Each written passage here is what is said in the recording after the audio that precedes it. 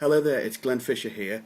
Your esteemed editor Laura Rodini has asked me as a friend to record a quick video for you to share with you an idea about what I do, but in the field of what I do, and that is copywriting.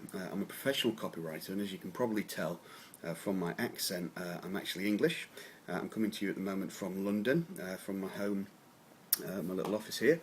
And what she wanted me to do specifically was talk to you about an article that I wrote a little while back, where I was discussing the idea of overcoming rather your reader's most immediate objection.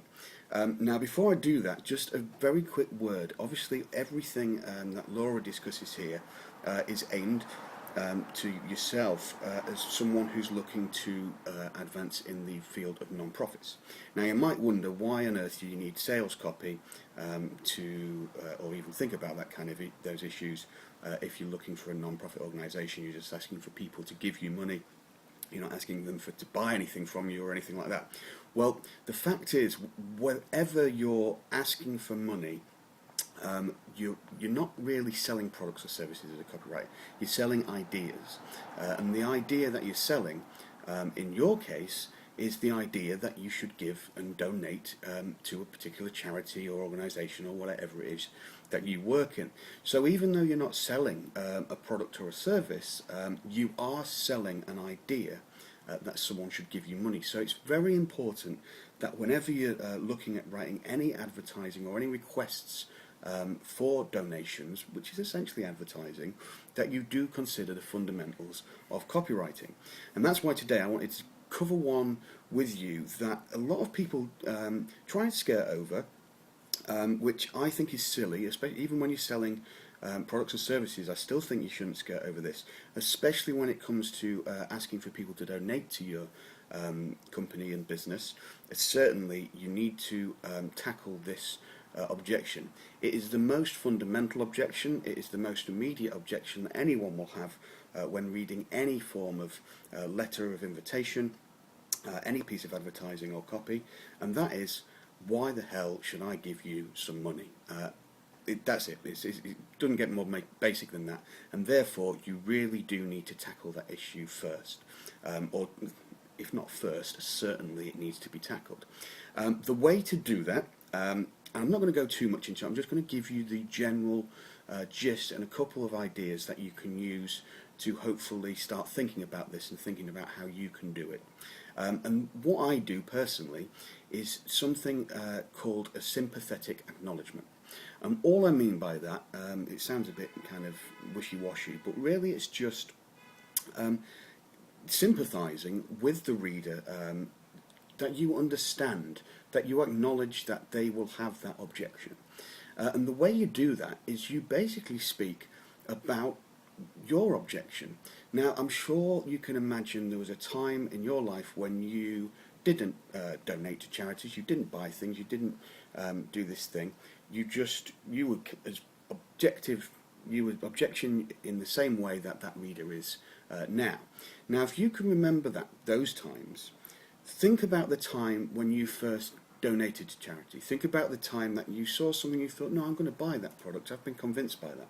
Think about those times when you thought, yes, I'm going to give my money. That is worth giving my money.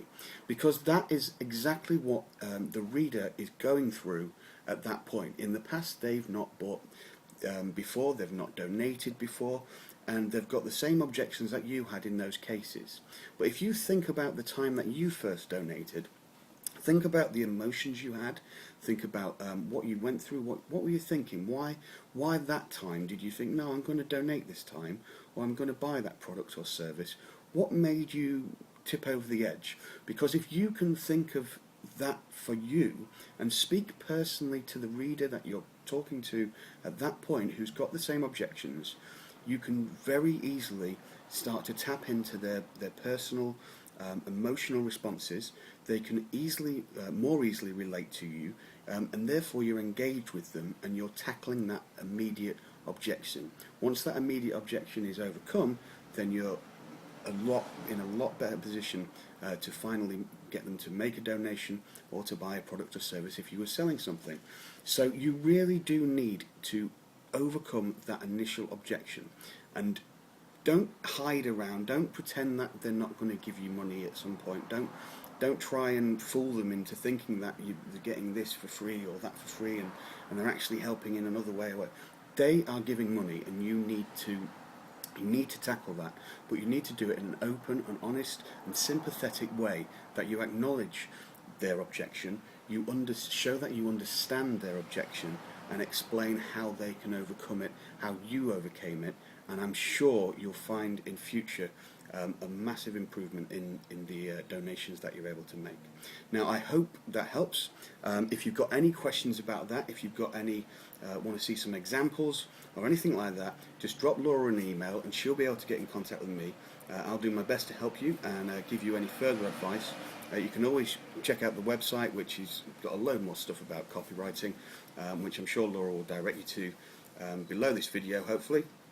And yeah, if you need any more copywriting advice, give us a shout. But I hope that helps you. I hope that when you come to writing another letter or looking to get more donations for your non-profit organisation next time, you'll think about what the reader's most immediate objection is, and think how you can help them overcome that by sharing your experience of how you initially overcame your objections.